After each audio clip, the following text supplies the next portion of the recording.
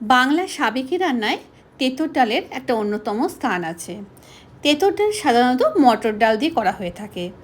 সেই রেসিপি আমি আগেই শেয়ার করেছি। আজকে আমি করব সোনা মুগ ডাল দিয়ে। তবে সোনা মুগ ডালটাকে আমি ভাজবো না, কাঁচা মুগ ডালটাকেই ধুয়ে নিলাম। এবার এটাকে প্রেশার কুকারে নিয়ে নেব।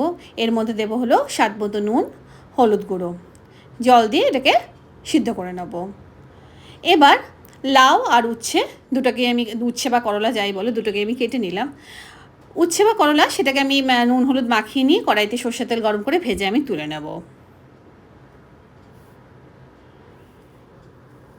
এবার ওই তেলের মধ্যে তেজপাতা কোটা সর্ষে ফোড়নে দেব। এবার কেটে রাখা লাউয়ের টুকরোগুলোকে দিয়ে ভেজে নেব। এর মধ্যে দেবো হলো আদা বাটা দিয়েও খুব ভালো করে সাঁতলে নিলাম। এবার সিদ্ধ করে রাখা ডালটা দিয়ে খুব ভালো করে ফুটিয়ে নেবো যাতে লাউগুলো সিদ্ধ হয়ে যায়। মনে করলে তোমরা কিন্তু লাউটাকে প্রেশারেও দিতে পারো। দিয়ে দিলাম হলো রাঁধুনি বাটা। খুব ভালো করে ডালটাকে ফুটিয়ে নেব। এবার ভেজে রাখা উচ্ছেগুলো দিয়ে দিলাম হলো স্বাদ মতো চিনি আর ঘি। তৈরি হয়ে গেল তেঁতুর ডাল। ধন্যবাদ।